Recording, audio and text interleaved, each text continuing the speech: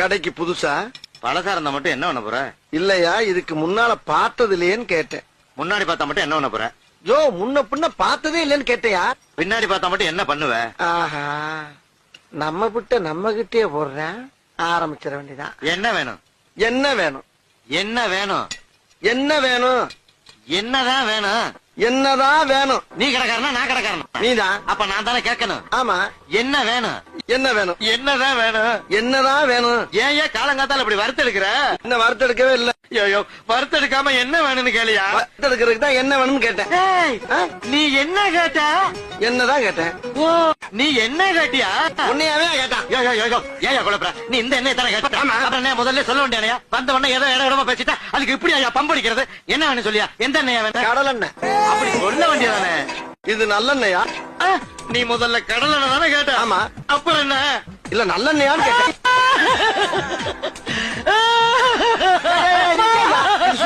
சுத்தமான நல்லெண்ணெயான்னு கேட்டியா? சுத்தமான. அப்படி கேட்டியா? சத்தியமா சுத்தமான நல்லதாப்பா. அப்ப ஊத்து. இது கடல் எண்ணெய் தானே? நான் ஊருக்கு போறேன். எனக்கு டிக்கெட் எடுத்து. பாப்பா, உன் போனை கொடு, கால் பண்ணிட்டு தரேன். யார் பண்ணி எதுக்கே கேக்குற? யார் நீயா? என்ன பார்த்தாலே ஓடுவாங்க. வாந்தி எடுக்கவா? பயம் இல்ல? இல்ல. கோவம் வரதுக்குள்ள போனை கொடுத்துரு. கோவப்பட்டுனா பாறேன். பாப்பா, பொருள் எடுத்து போட்டு போய்கிட்டே இருப்பேன். அது உங்க பொருள். கிலோ போட்டு என்ன மேல போட்டாலும் உங்களுக்கு தான் நஷ்டம். என்னங்க எனக்கு ஒண்ணுமே புரியல. பாப்பா, மர்டர் பண்ணிடுவேன். பண்ணிட்டு போ. ஏழுக்கு போகணும், கம்பி எண்ணணும், களி திங்கணும். தேவையா உனக்கு? அழகா வேற இருக்க. பூமி என்ன சுத்துது? நீ சொல்றதும் கரெக்ட் தான் பாப்பா. பட் ரொம்ப பக்கத்துல வராது. முள்ளமன்றிய மூஞ்சில வச்ச மாதிரி இருக்கு.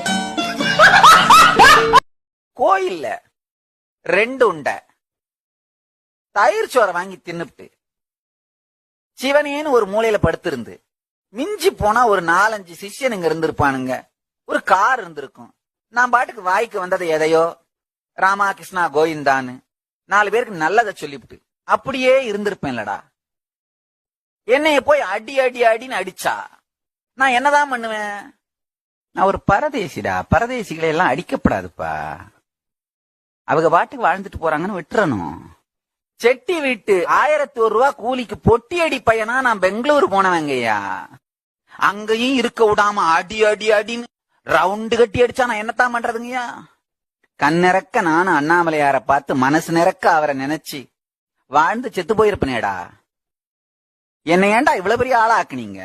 எதுவானாலும் சரி, மீனாட்சி மீனாட்சின்னு கூப்பிடுங்க. உடனே அம்மா வந்து அருள் பண்ணுவா. என்னாச்சு என்னாச்சுன்னு.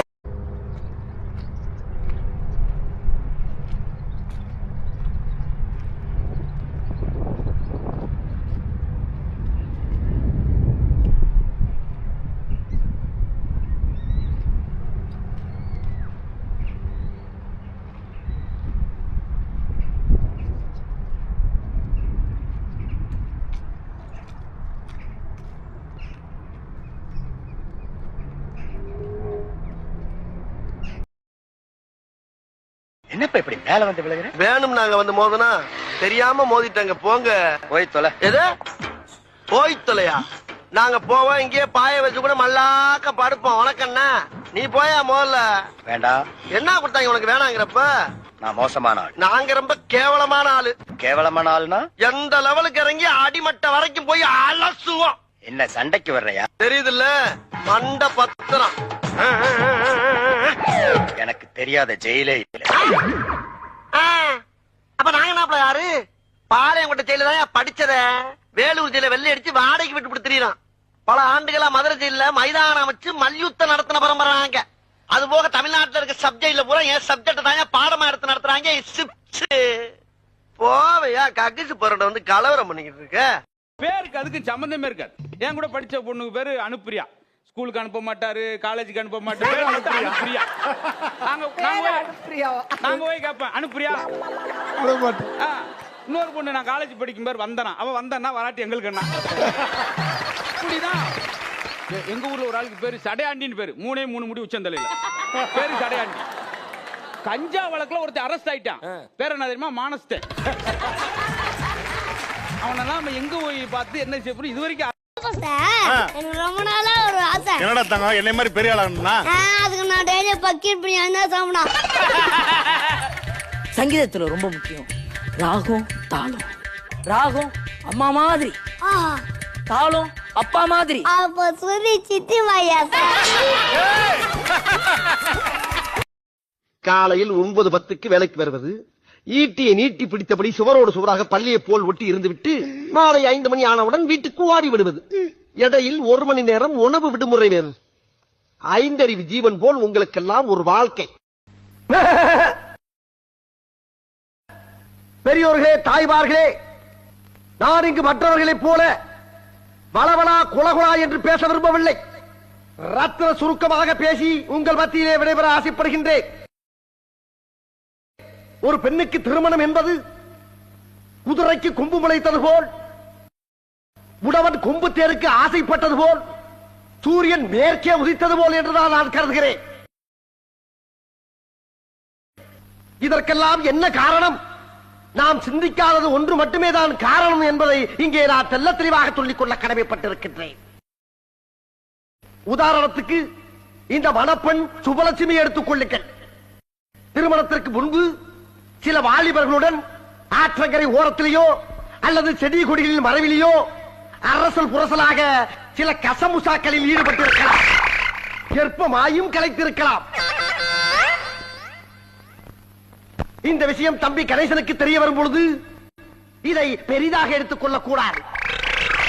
அதேபோல் தம்பி மாப்பிள்ளை கணேசனும் திருமணத்திற்கு முன்பு பல பெண்களுடன் பல ஓட்டல்களில் உல்லாசமாக இருந்திருக்கலாம், ஊழல்கள் செய்திருக்கலாம். இந்த விஷயம் மணப்பெண் லட்சுமிக்கு தெரிய வரும் பொழுது இதை பெரிதாக எடுத்துக் கொள்ளக் கூடாது. அதேபோல் இருவருமே பரஸ்பரமாக எடுத்துக் கொள்ள வேண்டும். இன்னும் ஒரு முக்கியமான விஷயத்தையும் நான் இங்கு சொல்லிக் கொள்ள கடமைப்பட்டிருக்கின்றேன். திருமணத்திற்கு பிறகு கணவனுக்கும் மனைவிக்கும் சில நாட்களிலே ஒருவரை ஒருவர் பார்க்கும் பொழுது போர் அடித்து விடக்கூடும். அப்படி போர் அடிக்கும் தருவாயில் அவர்களுக்கு பிடித்தவருடன் அல்லது நண்பர்களுடனோ டைவர்ஸை செய்து கொள்ளலாம். அப்படி செய்தால் சந்தேகம் என்ற கொடிய நோய் அழிந்துவிடும். இங்கே நான் சொன்ன கருத்திலே மாற்று கருத்து யாரும் தெரிவிக்க ஆசைப்பட்டால் உடனே தெரிவிக்க வேண்டும் என்று கேட்டுக்கொள்கிறேன். அப்பு சென்னைக்கு போனோம், வாடகை எவ்வளவு? 600. 600? சரி வா போகலாம். எல்லா வண்டியும் போயிடுச்சே. எல்லா வண்டியும் போனது தெரிஞ்சாயா உன் வண்டியை கூப்பிடுறேன், வா போவோம். வரணுமா? வரும், ஆனா வராது. வரும் ஆனா வராதா? யோ வரும் சொல்லு, இல்ல வரான்னு சொல்லு, ஏன் இப்படி போட்டு குழப்புற? வரும் தம்பி, ஆனா வராது. என்னடா இது ஓவரா இழுக்கிறான்? இந்த மாதிரியா 600 சொன்னியா? கூட 50 போட்டு 650 தரேன், வா போவா. 650 வரும், ஆனா வராது. அட சொட்ட தலையா, சொன்னதே திரும்ப திரும்ப சொல்றானே, என்ன வியாதி உனக்கு? யோ பெருசு 700 தரையா, வாயா போலாம். 700? என்ன சரி போவோம். இப்படி சொல்ல வேண்டியதானே, அதுக்காக இந்த அளவு எடுத்துக்கிட்டு இருக்க? கடைக்கு புதுசா? பலசா இருந்தா மட்டும் என்ன பண்ண போற? இல்லையா, இதுக்கு முன்னால பார்த்தது இல்லையேன்னு கேட்டேன். முன்னாடி பார்த்தா மட்டும் என்ன பண்ண போற? யோ முன்ன பின்ன பார்த்ததே இல்லைன்னு கேட்டையா? பின்னாடி பார்த்தா மட்டும் என்ன பண்ணுவ? ஆஹா, நம்ம விட்ட நம்ம கிட்டே போடுறேன், ஆரம்பிச்சிட வேண்டியதான். என்ன வேணும்? என்ன வேணும்? என்ன வேணும்? என்ன வேணும்? என்னதான் வேணும்? என்னதான் வேணும்? நீ கடைக்காரனா நான் கடைக்காரனா? நீதான். அப்ப நான் தானே கேட்கணும். ஆமா. என்ன வேணும்? என்ன வேணும்? என்னதான் வேணும்? என்னதான் வேணும்? ஏன் காலங்காத்தால இப்படி வறுத்தெடுக்கிற? என்ன வறுத்தெடுக்கவே இல்ல. ஐயோ, வறுத்தெடுக்காம என்ன வேணும்னு கேளியா? வறுத்தெடுக்கிறதுக்கு தான் என்ன வேணும்னு கேட்டேன். நீ என்ன கேட்ட? என்னதான் கேட்டேன். ஓ, நீ என்ன கேட்டியா? உன்னையாவே கேட்டான். ஏன் குழப்பற? நீ இந்த எண்ணெய் தானே கேட்ட? அப்புறம் என்ன முதல்ல சொல்ல வேண்டியா? வந்த உடனே ஏதோ இடமா பேசிட்டா அதுக்கு இப்படி ஐயா பம்படிக்கிறது. என்ன வேணும் சொல்லியா? எந்த எண்ணெயா வேணும்? கடல் எண்ணெய். அப்படி சொல்ல வேண்டியதானே. இது நல்லெண்ணெயா? நீ முதல்ல கடல் எண்ணெய் தானே கேட்ட? ஆமா. அப்புறம் என்ன? இல்ல நல்லெண்ணெயான்னு கேட்டேன்.